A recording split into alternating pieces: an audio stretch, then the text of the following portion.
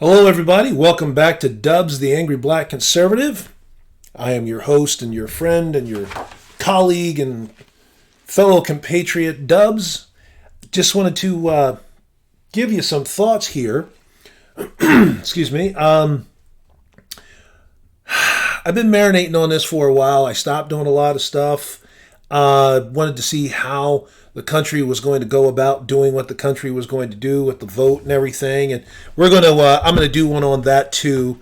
But I just wanted to talk about the Washington thing now that everybody's a little calm and we've gotten a little perspective and everything else. So first of all, let's talk about the Washington thing. So we had what the progressives are calling an insurrection at the Capitol building. I don't know if they are familiar with the definition of an insurrection. They were not trying to take over the government, so I don't know how that's going to be an insurrection.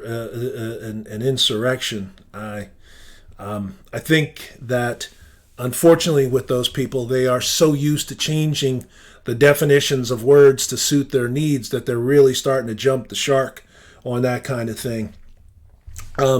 Also, I just need to say this because I've been getting a lot of heat about this from people who know me. People who don't know me have been coming after me and just saying the most vile things to me. Apparently, I'm a traitor now. I am a race traitor. I am a racist. I am a Nazi. That's my favorite. I don't know how a black man can be a Nazi, but apparently I'm all those things and more. I like the Uncle Tom and the handkerchief wearing and all the other things I've been called by my fellow black people on this thing. So it's been fun. So let's really just dive into this. So excuse me. So you got people. They go to the Capitol because they want to show their support for Donald Trump. Donald Trump says, "Be strong. If you want to march, go ahead and march. If you want to march to the Capitol building, go ahead and march to the Capitol building." And then somehow from those words, Trump incited a riot. I don't know where the riot is that he incited. I know that people broke into the Capitol building, and unfortunately there were some deaths and so on and so forth. And you guys know my feelings about violence. I don't like violence. I don't want there to be any violence.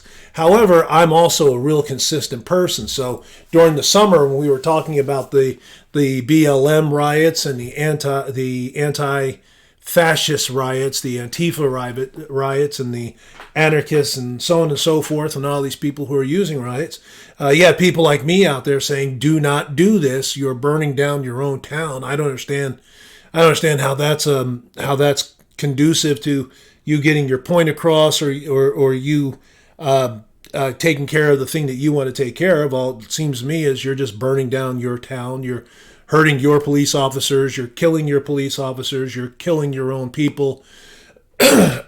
People then start to defend themselves, and then when somebody defends themselves and somebody gets killed, all of a sudden the guy who was defending himself is a criminal, and I understand how that is. And I don't want to go off on a tangent about that kind of thing. That just drives me nuts. So the thing I'd like to do is this. We talked about this before with you got to stop it when it happens, and then you got to figure out why it was happening. So your house is burning to the ground, right? Your house is on fire. You call the fire department. The fire department does not come with their forensics team and say, "Hey, how'd this start?" That's not their job at that point. Their job at that point is to stop the fire. So you got the hoses. They get the thing. Okay, cool. Now we're good. All right. Then after it's safe, then they go back and they investigate and they find out why that fire started. And that's the intelligent way of handling a situation like this. You got an emergency going, you got a hot problem going, you got to get rid of the problem immediately. And then you got to figure out why that problem happened. Sounds to me that's just regular old-fashioned, good sense. So now that the Washington thing is over, it was stopped and everything else. Now let's start talking about why did it happen. Well, we got a couple things. So first of all, we had this most important vote in our lives, the election, that is just brimming with evidence of voter fraud. So people who have been attacking me have been saying, there is no evidence of voter fraud. Well, then you're an idiot. And I say that with all due respect. But if you don't believe the evidence, then you say, I don't believe the evidence. But to say that there is no evidence is just ludicrous on its face. So if you have hundreds to thousands of people who have signed affidavits stating that this is what I saw, and this is against legislation for voting, those people, by signing those affidavits, they put themselves in legal risk. If you sign an affidavit, you give it to whomever in the legislature or in the judicial areas, and you say, this is what I saw. If it's found out that you lied, that's perjury. You can be charged with perjury. So all those people who did this, they just did it on a lark? No, they put themselves at risk, and they said what they said, and they signed a piece of paper saying, this is what I saw. Those people are not lying. I'm sorry, you just can't have it both ways. So then you also have video footage of people doing things that they're not supposed to do, and then that gets debunked. Well, how's it get debunked? Well, because they said it's not real. Well, no, that's not debunking video. That's you saying that it's not real. Okay? Then you've got pictures being taken. You've got timelines that are off. You have people that are on their face breaking the law. They're not following the rules of the election process. So what you would do under normal circumstances is you would take all this evidence and you would go to court, and it would be adjudicated in court, and then you get to present your evidence, and based on that evidence, you're either going to be found correct or incorrect. That's the way we do it in the United States, right? Well, what happened? So the people who are attacking me saying, well, the courts all said no. No, the courts didn't say no. What the courts did is the courts didn't even hear the information. They didn't even hear the evidence. The people brought it to the courts, and the courts said, no, we're not going to listen. Well, that's a problem. Because in the United States, if I'm having an issue with somebody, the place that I'm supposed to be able to go to is the court. And the court then, and in that court, again, we present our evidence. The guy who I'm upset with presents his evidence, and then it gets judged by either a judge or a jury, and that's how we do it in the United States. I find it to be extremely alarming that all of these people with all of this evidence went to all these boards, these legislative boards, and the legislative board said, wow, there is a lot of stuff here. This has got to go to court. And then when they tried to put it into the court said, no, we're not going to listen. That is a huge problem, people. And the thing that I want to the thing that I want to really get on about this is that if you no longer have redress, if you no longer have the ability of being heard in the court, where do you go? What do you do? Well, unfortunately, we've done this before in this country. Has anyone ever heard of this thing called the Declaration of Independence? It's a really short document. I've talked to you about the Constitution a lot, but there's that thing, that Declaration of Independence. It's 2 pages long. You can read the Declaration of Independence in less than 5 minutes and get a clear understanding of what was going on with our founders as it pertains to George III in this country. That's it. And you know, people, when they talk about the Declaration of Independence, we always, you know, everybody remembers the preamble, right? So you got the preamble. It's done by, you know, especially for those that are my age. Now I'm in my early 50s. People that are my age, we grew up with Schoolhouse Rock. And one of the Schoolhouse Rock episodes is on the preamble. And most of us learned the preamble. We memorized it because of Schoolhouse Rock, which is great. I wish there was a Schoolhouse Rock right now to teach our kids about the Constitution, the Declaration of Independence, the founding of this country. Even if they just took those old ones, dusted them off, and started playing those every Saturday morning, I'd be a happy guy. So in any case, Declaration of Independence, we've got the preamble, everybody knows about it. But here's the issue. What about the first paragraph of the Declaration of Independence? Everybody forgets about that. They think that the Declaration of Independence starts with the preamble. And that's just not the case. So I want to read you the first paragraph of the Declaration of Independence. All right? And here's how it goes.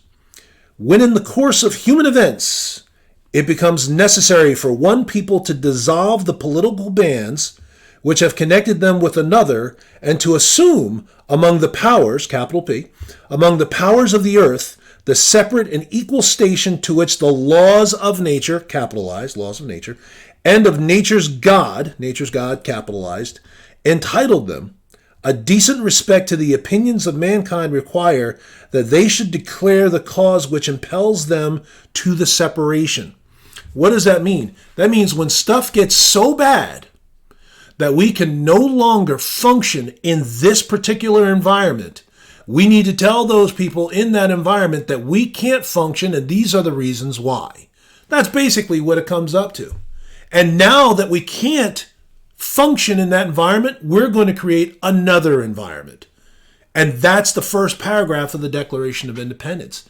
They're basically telling you, hey, look, man, you have created a world for us to live in that's so bad that we can no longer live in your world. Now, if I'm somebody who is a Trump supporter, which I am, and I'm trying to talk to people about the wonderful things that Trump did for this country, the terrible things that the press has been doing. People talk about the divisiveness of Trump. Okay, it's only divisive because the press has been attacking him for 5 years and calling him the worst things for 5 years and doing creative editing to what he says for 5 years. So is Trump the one that's divisive, or is it the press? But in any case, another tangent. Let's get off of that. So those people felt so disenfranchised that they thought to themselves the only way to get their point across was to go crash the Capitol, and that's what they did. I disagree with that. Breaking and entering, no. Assault, no. Killing, no. No violence. We need to be able to talk to each other. And when I say we need to be able to talk to each other, I mean just that. We need to be able to talk to each other. The sniping that goes on, the keyboard warriors that are on social media that call you the worst names. And then when you get one of those guys in front of you for a breakfast or a lunch or a dinner, that's a completely different person. All of a sudden, they're rational. Well, wait a minute. Aren't you the same guy who was calling me a Nazi and a traitor and a bigot and a racist and a homophobe and a transphobe 2 days ago online? Aren't you that same dude? Yet we're having a meal together and we're actually able to have the conversation as two rational beings. What is the difference? Well, the difference is that when you're online, you get to, I don't know, you act at your own base level, I guess. I don't know what it is. I'll tell you what, when I'm on social media, I don't do that. The way I talk to people on social media is the way I would talk to them over a meal. It's the way I would talk to somebody who's in my home having dinner at my kitchen. I try to talk to everybody with respect, with dignity. Now, I can attack your policies, and I can attack your ideas, and I can say that your idea is foolish, but I'm not going to say that you're foolish, because that would be wrong, you know? So any case, so now we've got the Declaration of Independence. We've just gotten done saying, hey, listen, you've just created a world that I can't live in, and so now I'm going to do something about it. And that's essentially what the Declaration of Independence is. And the Declaration of Independence gives you a list of grievances. And I don't want to go long on this, but I just want to read you a couple blurbs. So then you go into the preamble, and you can talk about that. But listen to this. This is the second paragraph, or the last paragraph before they give that list of grievances. And I just want to read this.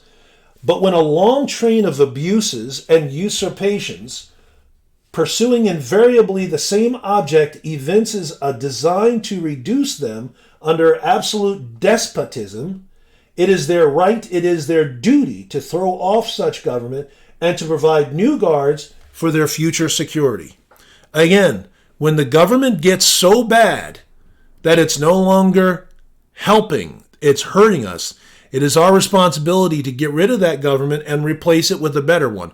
By the way, Thomas Paine, the exact same situation in Common Sense. I implore you, read Common Sense. It's a book. I get it. It's I think it's like 150 pages, depending on what publisher you get. It's a quick read. You can read Common Sense in less than a week, and for people who are voracious readers, you can read it in 2 days. So I implore you, please read that. But just listen to what that says. Now, we know that so again, we're talking about the people in Washington. So they're saying that there was an issue with the vote. And by the way, the people who say that they've recounted the vote several times and the vote didn't change, those people are being either intellectually lazy or intellectually dishonest. And here's my point about that. If you have a vote that has got a bunch of votes in it that don't belong, well, nothing's going to change if you just recount the vote.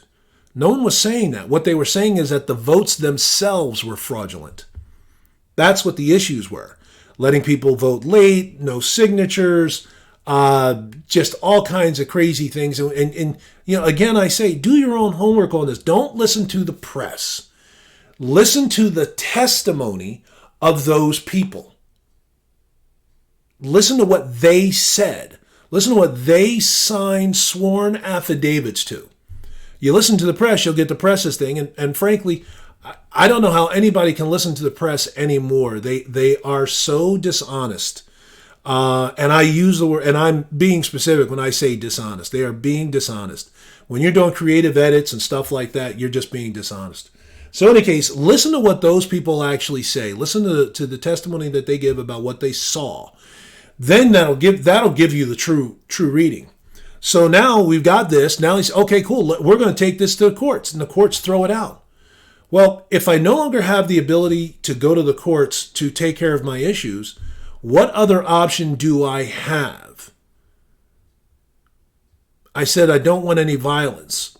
I don't want anyone picking up arms. I don't want this. Everybody is talking about this civil war. An argument could be made that we're in a civil war right now. It just hasn't become hot yet. But we've had people die on both sides because of ideology. So I don't know. Are we in the Civil War or not? I don't know. I don't want a civil war.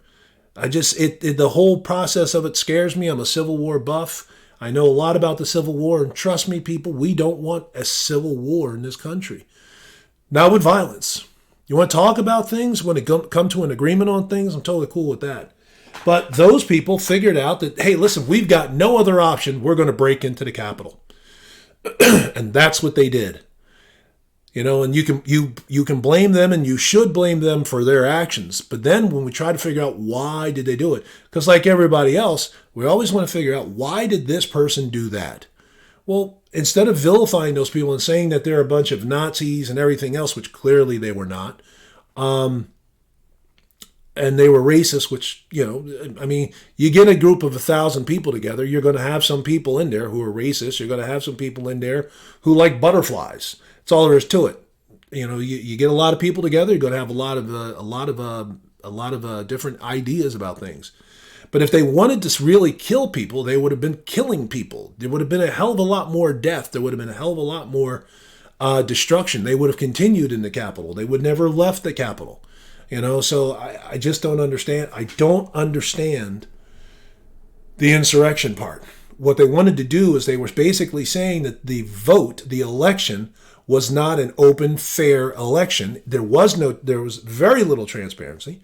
These are the issues we have. Now you've got to, as our legislators, you guys have got to do something about it. And instead, our legislators did not. As a matter of fact, they fought against all those things. Why would they fight against that stuff? If you're sure that Joe Biden won, then let's go ahead and do an audit, which is what Ted Cruz and what Senator Hawley were trying to do. They weren't trying to steal the election. They said, hey, listen, there's a lot of evidence to show that there's a lot of fraud in this, and we owe it to the American people to make sure that this was a fair and equal election. Let's just do an audit. Let's make sure everything was on the up and up. Give me 10 days. What is wrong with that? Why would you be afraid of that? Why would anyone be afraid of that? But that's what happened. So I want to read you some grievances from our founders to the crown. And it breaks me up because these particular grievances, which are most of the grievances in the Declaration of Independence, they kind of ring true for what happened, for what's going on right now. So this is, and again, they're talking about the king of the king of England. So when he keeps hearing the he, they're talking about the King of England. So first one, he has refused his assent to laws, the most wholesome and necessary for the common good. So we've got some good laws that we want to get passed, and the king is saying, no, can't do it. I don't want to do it. You're not going to do it.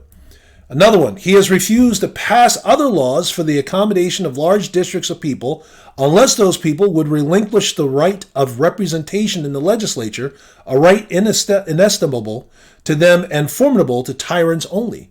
So now he's not passing laws to help people. He's only going to do it if they acquiesce to his power.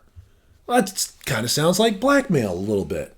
He has dissolved representative houses repeatedly for opposing with manly firmness his invasions on the rights of people. So we get a House of Representatives together, and the king says, nope, you're not going to do it. And the reason why you're not going to do it is because it takes away my power.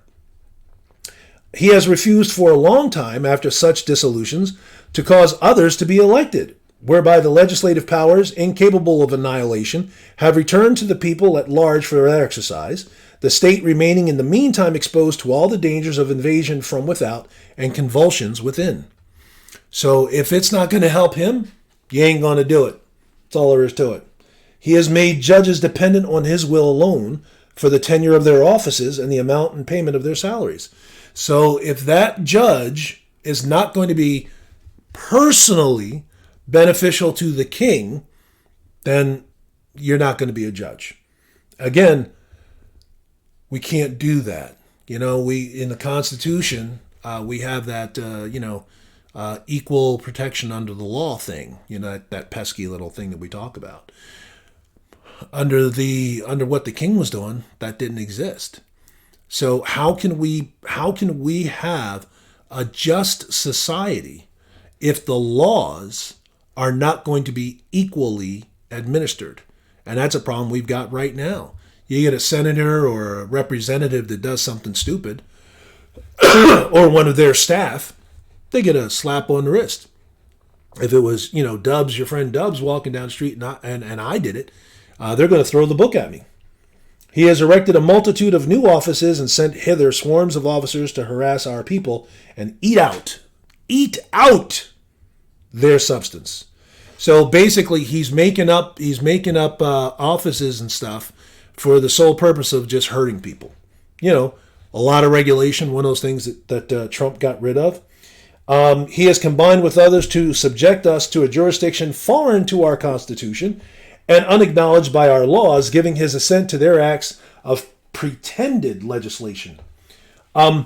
That's like when we give our sovereignty away to the United Nations, and the United Nations tells the United States what they're going to do, how they're going to do it, and when they're going to do it. I don't know, kind of like the Paris Accords that Trump pulled us out of. And amazingly, and I just want to make this point, the Paris Accords, they're about the green gases and, emissions and so on and so forth. And when the United States was involved and Paris was telling us what to do and all that other stuff, and Trump pulls us out. And amazingly, after Trump pulls us out of the Paris Accords and we're just doing things the way we're supposed to do them under our free market, interestingly enough, our emissions in the United States still continue to drop. So why were we in the Paris Accords to begin with? Why do we need to be involved in the Paris Accords? If we're taking care of the emissions situation within our country through our free market on our own, including with deregulation, mind you, and our emissions continue to drop, why do we need to be involved in the Paris Accords? Why do we need some council in Paris to tell us what to do and how to do it in our country? Clearly, we can do it on our own. But now you got President Biden who says we're going to go right back into the Paris Accords.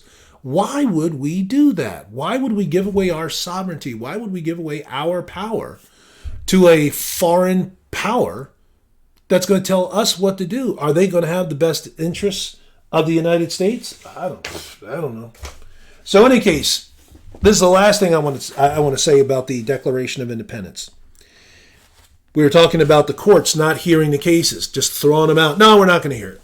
And I'm including, by the way, the Supreme Court in that, showing an amazing amount of cowardice by not hearing these and saying that, well, we don't want to get involved with the national election. That would be in poor taste. No, that's exactly what you're there for. You're the highest court in the land. This is the highest election in the land. Get your hands dirty, roll up your sleeves, and hear this evidence. No, we're not going to do it. Well, they've just, as far as I'm concerned, every single one of those guys who said that they should, I don't care if they come from a conservative background, liberal background, devil worshippers, Christians, I don't care. Any one of those guys, and I'm not going to name them because I don't want to cause a problem, but all those guys who decided against it showed cowardice. Absolute cowardice. So I want to read you this last part. For suspending our own legislatures and declaring themselves invested with power to legislate for us in all cases whatsoever. That's another one of the grievances. My favorite of the grievances. He has excited domestic insurrections amongst us and has endeavored to bring on the inhabitants of our frontiers, the merciless Indian savages, whose known rule of warfare is an undistinguished destruction of all ages, sex, and conditions. So now they're specifically talking about, like, you have all kinds of the French and Indian War and stuff like that and everything. But let's take the modern day equivalent. We've got Antifa, we've got Black Lives Matter, we've got the anarchists, and all other sundry groups and stuff that are all splinters of that. That the left has propped up and said these are mostly peaceful protests. When it was, the leftists and stuff. Was it a mostly peaceful protest at Washington? Well, an argument could be made, but that's not what they're calling it. And not only that, they're lumping every single Trump supporter, all 75 plus million of us, as insurrectionists. I wasn't there, so I didn't have anything to do with it. But apparently it's still my fault because I'm a Trump supporter. The last thing I'm going to say about this... I was talking about redress in the courts and stuff like that. In every stage of these oppressions, we, capitalized, have petitioned for redress in the most humble terms. Our repeated petitions have been answered only by repeated injury. A prince, whose character is thus marked by every act which may define a tyrant, is unfit to be the ruler of a free people. If we can't go to court and air out our grievances, what else can we do? I don't think the founders, when they were sitting in their pubs and they were trying to figure out what they were going to do, I don't think that the first thing they thought was, let's pick up arms, let's go to war against the most powerful nation in the world at that time, which was Great Britain. At some point they said, we've had enough, we've done everything we possibly can, now we have to take up arms. And that took a long time for them to get to. The Civil War took a long time for that to erupt into violence and killing and everything else that happens in those situations. War is disgusting. It is the most base human. There are no words that can describe warfare. There just aren't. And the reason why I know that is because I know guys who've been in war. And I remember a long time when I was very, very young, one of my uncles who served in Vietnam, and I asked him about it because I'm interested in history, and I've always been interested in history, even when I was that young. And I asked him, I said, what was it like? And he said to me, Tommy, I can't tell you. What he said to me was, I came home and I spent 3 weeks in my bedroom drinking Jack Daniels. And that's all he was able to tell me. That's all he was able to tell me. He couldn't tell me about one battle. He could not bring himself to do it. And my uncle is a very strong man, but he couldn't do it. And there's a lot of guys out there who can do it. And there's a lot of guys out there who can't. I don't think it's a weakness. I don't think it's a strength. I just think it's something that some guys can do and some guys can't. And when you're sitting there talking to your nephew, Billy, let me tell you about this particular battle I was in. Hey, Steve, Let me tell you about this particular fight I was in. Let me tell you about the time that I was on patrol, and I had to do this. You know, hey, little Georgie, come here for a second. Let me tell you about those guys. I have the utmost respect for those guys. No one wants to go to war if you're a warrior. The last guy who wants to go to war is the warrior, because they carry the heaviest burden. So I don't want that. I want us to be able to talk. Whether or not we're going to be able to do it, I just don't know. But it's something that terrifies me. It's something that is very upsetting to me when I'm looking at social media and I just see people just ripping into each other. And it's not the way we're supposed to do it. We're supposed to be able to talk. We just had Dr. Martin Luther King Day, and he always espoused peace. And he only let people march with him if they signed an agreement that regardless of what happened, they would remain peaceful. I would like to do that as well. I don't know if I have that kind of maturity, that kind of self-control, where somebody has beaten me with a baseball bat and I just let them beat me. I don't know if I could do that. What I will tell you, however, is that if this does not change, if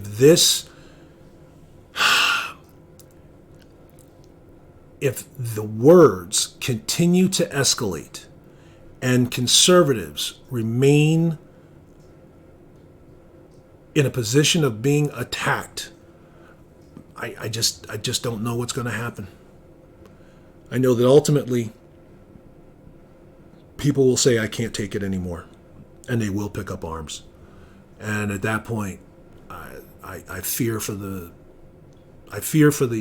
future of our nation, for this wonderful country. And I just don't know. I just don't know. So, but those are my thoughts on the Washington D.C. stuff. I'll be back in a bit with another drop. So thanks for hanging with me. I appreciate it. And I'll see you soon.